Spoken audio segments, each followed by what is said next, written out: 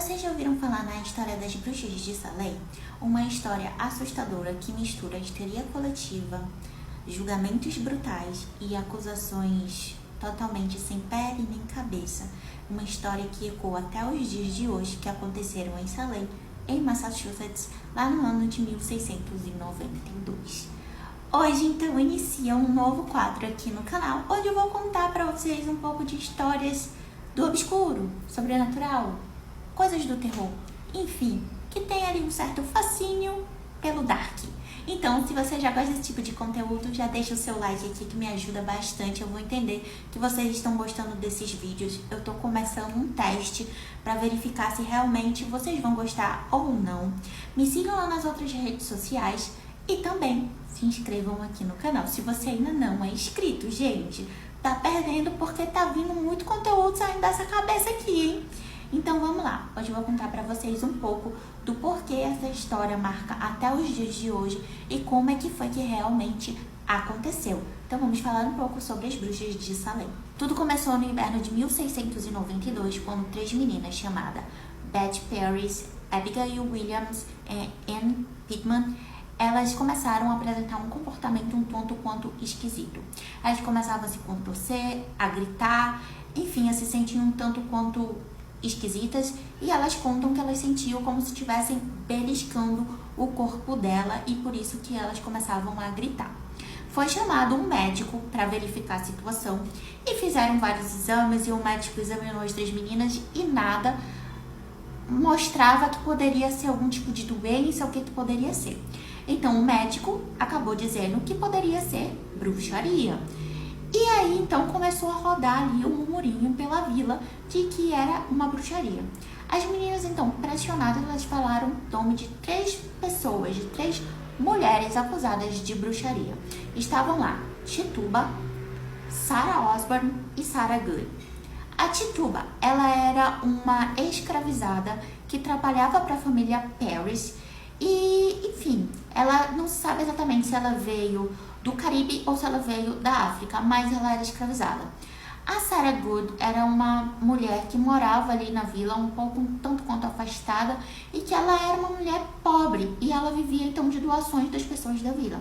E a Sarah Osborne era uma senhora que tinha ali uma briga judicial com uma outra família poderosa ali da vila. Resultado, as três foram presas e interrogadas, porém elas negaram. Até que a Tituba, então, ela resolveu confessar. E ela confessou que realmente ela fazia práticas de magia e era bruxa.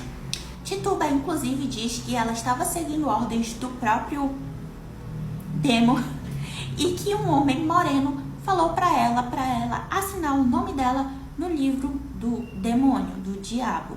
E que lá naquele livro também tinha o nome tanto da Sarah Osborne quanto da Sarah Good e de outras mulheres ali da vila que ela não havia conseguido ler. Isso daí, então, começou a se espalhar pela vila e começou, então, a cidade a entrar numa espiral de paranoia. E começou uma caça às bruxas adoidado. Bom, a partir desse momento, então, vizinhos começaram a acusar os outros vizinhos, amigos começaram a acusar outros amigos, qualquer coisa que fugisse ali do comum era considerado bruxaria, e o governador da época, chamado William Phips, ele então criou um tribunal, basicamente assim, que seria responsável por julgar as bruxas. Só que esse tribunal, ele foi rápido e ao mesmo tempo injusto. Por quê? Porque eles estavam aceitando basicamente qualquer coisa, inclusive sonhos e visões que as vítimas poderiam vir a ter. Então, por exemplo, se você sonhou com o seu vizinho, então o seu vizinho era bruxo e você era vítima do seu vizinho. Então, era basicamente isso. Então, as pessoas que foram levadas a julgamento, elas negaram, porque a maioria não era bruxa, então eles negaram. Esses aí, então, foram, e aqueles que confessaram, eles acabaram então poupando a vida. E aí vocês me perguntam, o que aconteceu com as outras três mulheres que foram acusadas lá no início, né?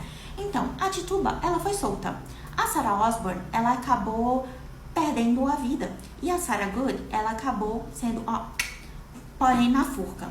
O medo foi tanto que até pessoas ali do meio da alta sociedade e da igreja também foram acusadas, como por exemplo o pastor George Burrow, eu não sei falar o sobrenome dele, ele foi acusado e executado, e também a senhora Martha Corey, que fazia parte da elite da sociedade. Ela era temente a Deus, ela vivia na igreja e fazia várias coisas ali para a igreja, e ela foi acusada simplesmente por ela não acreditar que bruxas existiam e por falar que as meninas estavam mentindo. Com isso, seu marido foi tentar defendê-la e dizer o porquê que eles não acreditavam e que ela não era bruxa e não trabalhava com bruxarias. E ele também foi acusado. Ele foi torturado para confessar, porém, como ele não tinha que confessar nada, ele acabou então perdendo a vida ali mesmo, porque o que ele ia confessar se ele não era bruxo, né? Anos depois, a sociedade percebeu que eles haviam exagerado um tanto ali e que o jeito que eles haviam agido não era o melhor jeito. Em 1702, esses julgamentos foram considerados ilegais. Em 1711, um dos juízes veio a público fazer o seu arrependimento, pedir perdão, inclusive as famílias foram recompensadas, e a menina chamada Anne Pittman, ela confessou que ela mentiu durante os julgamentos. As cicatrizes dessa época nunca foram totalmente apagadas. A cidade hoje preserva sua história e também recebe milhares de turistas que vão até Salem para descobrir ali, para participar um pouco e tentar entender um pouco dessa história tão trágica que aconteceu naquela época. E aí eu pergunto para você já conhecia a história das bruxas de Salem? Comenta aqui para mim, não deixa de deixar o seu like e se inscrever. Vejo vocês no próximo vídeo. Espero muito que vocês tenham gostado. Até! Tchau!